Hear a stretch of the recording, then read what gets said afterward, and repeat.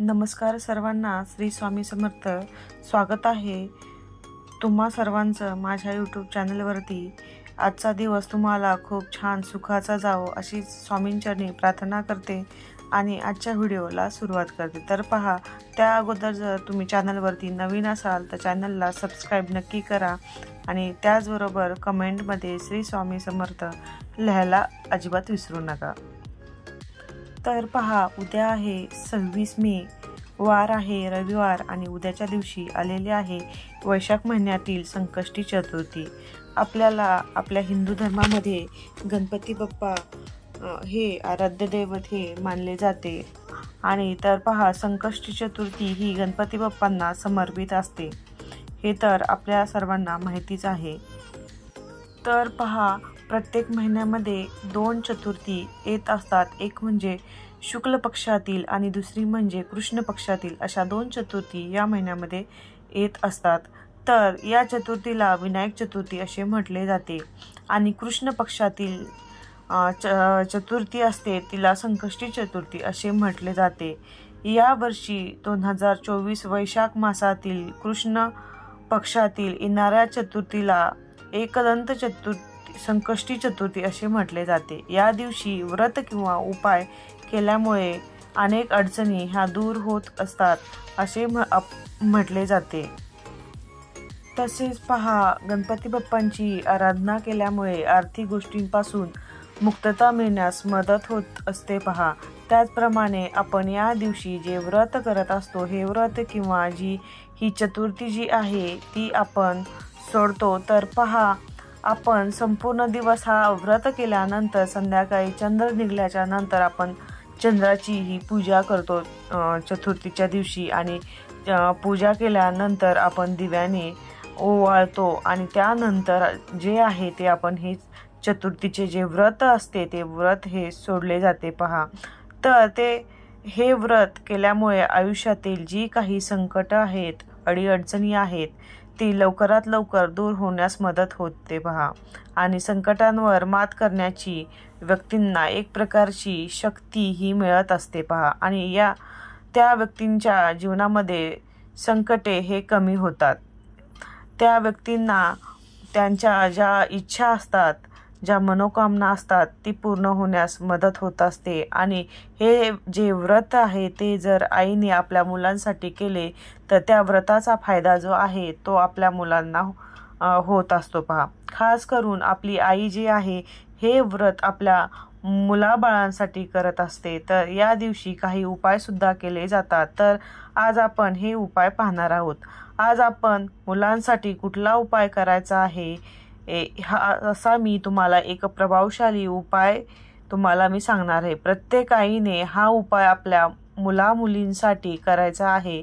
आईने अशा ठिकाणी आपल्या मुलांसाठी एक दिवा लावायचा आहे. हा दिवा लावल्यामुळे मुलांवरती कुठलेही वाईट संकटे येणार नाहीत, अडीअडचणी त्यांच्या दूर होणार आहेत आणि त्यांची प्रगती होण्यास मदत होणार आहे, त्यांची इच्छापूर्ती होणार आहे. आजच्या व्हिडिओमध्ये आपण मुलांसाठी कुठला उपाय करायचा ते एक उपाय मी तुम्हाला सांगणार आहे. प्रत्येक आईने हा उपाय आपल्या मुलींसाठी करायचा आहे. आईने अशा ठिकाणी आपल्या मुलांसाठी एक दिवा लावायचा आहे. हा दिवा लावल्यामुळे मुलांवरती कुठलेही वाईट संकटे, सर्व दोष, अडीअडचणी सुद्धा दूर होण्यास मदत होणार आहे आणि मुलांना प्रत्येक क्षेत्रामध्ये यशाची प्राप्ती होण्यास मदत होणार आहे. प्रत्येक क्षेत्रामध्ये अगदी भरभरून त्यांची प्रगती होणार आहे. असा प्रभावशाली उपाय आज आपण पाहणार आहोत. गणपती बाप्पांना संकष्टी चतुर्थी ही समर्पित असते. आपल्या हिंदू धर्मामध्ये अतिशय महत्त्वाची मानली जाते. पहा, गणपती बाप्पा हे विद्याचे दैवत आहेत, ज्ञानाचे दैवत आहेत, संकटांचा नाश करणारे विघ्नहर्ता आहेत, दुर्जनांचा नाश करणारे देवता मानले जातात. चतुर्थी हे व्रत आपल्या मुलाबाळांसाठी खूप महत्त्वाचे असते. त्यामुळे चतुर्थीला आपल्या मुलाबाळांसाठी अनेक उपाय हे केले जातात. या दिवशी मुलांसाठी आपण जे काही उपाय करत असतो त्याचे फळ आपल्याला निश्चित मिळत असते. आपल्या शास्त्रामध्ये सुद्धा असे अनेक उपाय सांगितलेले आहेत. त्यातलाच मी तुम्हाला एक उपाय सांगणार आहे. पहा, तुम्हाला तुमची जर लहानातील लहान मुले असतील किंवा मोठ्यातील मोठी मुलं असू द्या, त्या सर्वांसाठी तुम्हाला हा उपाय करायचा आहे.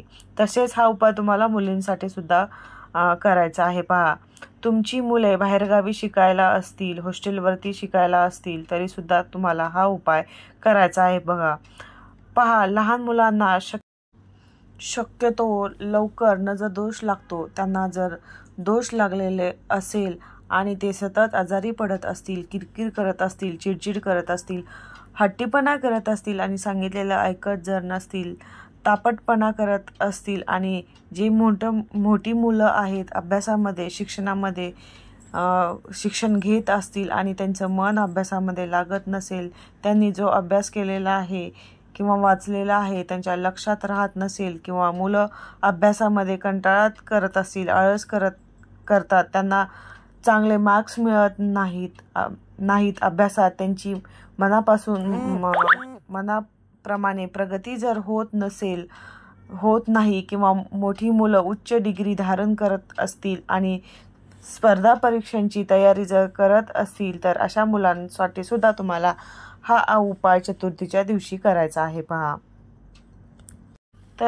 तुमची मुलं मुली जर लग्नाच्या वयामध्ये आलेले असतील आणि त्यांचे विवाह जुळत नसतील, त्यांच्यासाठी सुद्धा तुम्ही हा उपाय करू शकता. हा उपाय तुम्हाला चतुर्थीच्या दिवशी सकाळी करण्याचा प्रयत्न करायचा आहे. पहा, सकाळी लवकर उठायचं आहे आणि उठल्यानंतर तुम्हाला सर्वप्रथम स्नान करायचं आहे आणि स्नान झाल्यानंतर देवाऱ्यामध्ये असणाऱ्या गणपती बाप्पांची विधिवत तुम्हाला पूजन करायचं आहे. तसेच बाप्पांना तुम्हाला पंचामृत किंवा कच्च्या दुधाने अभिषेक घालायचा आहे. आणि जर तुम्हाला दुधाने किंवा पंचामृत आणि अभिषेक घालणं शक्य नसेल, तर तुम्ही पाण्याने म्हणजे जल अभिषेक सुद्धा घालू शकता.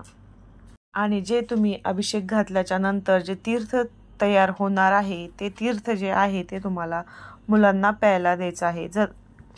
जर तुम्ही पाण्याने किंवा जलाने अभिषेक घातला, तर ते जे तीर्थ होणार आहे ते तुम्हाला तुमच्या पिण्याच्या माठामध्ये किंवा फिल्टरमध्ये टाकलं तरी तुम्हाला ते पाणी चालणार आहे. अभिषेक वगैरे करून झाल्याच्या नंतर तुम्हाला स्वच्छ पाण्याने अभिषेक घातल्याच्या नंतर त्यांना त्यांच्या आवडते फूल, प्रिय फूल, जास्वंदाचे फूल जर असेल तर जास्वंदाचे फूल व्हा. ते जर शक्य नसेल तर तुम्ही लाल कलरचे कुठलेही फूल वाहिलं तरी चालणार आहे.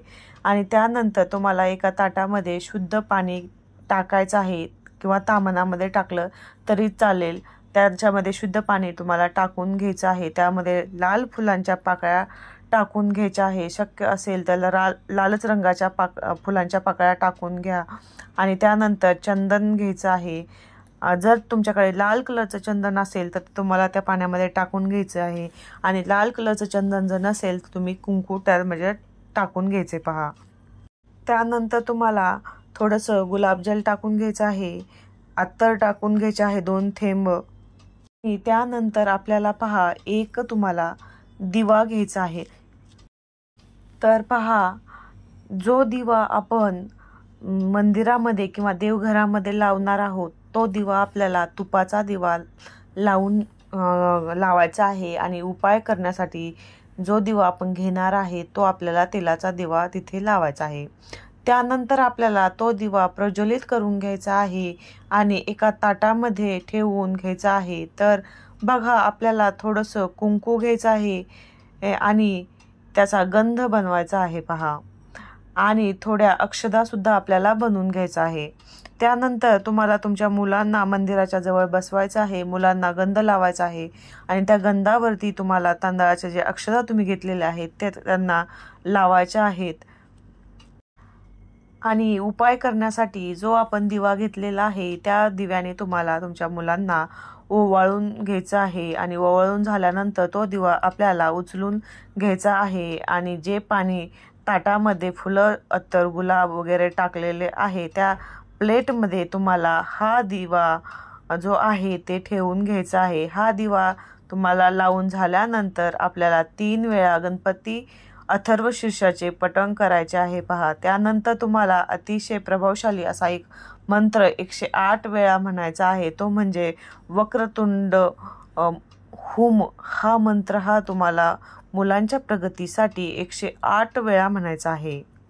तो मंत्र म्हणजे वक्रतुंडाय हुम हा मंत्र मुलांच्या प्रगतीसाठी तुम्हाला म्हणायचा आहे। तर पहा, तुम्ही हा मंत्र स्वतः म्हटला तरी चालणार आहे किंवा मुलांना पठण करायला लावलं तरी चालणार आहे। जे तुम्हाला शक्य होईल ते तुम्ही करायचं आहे पहा।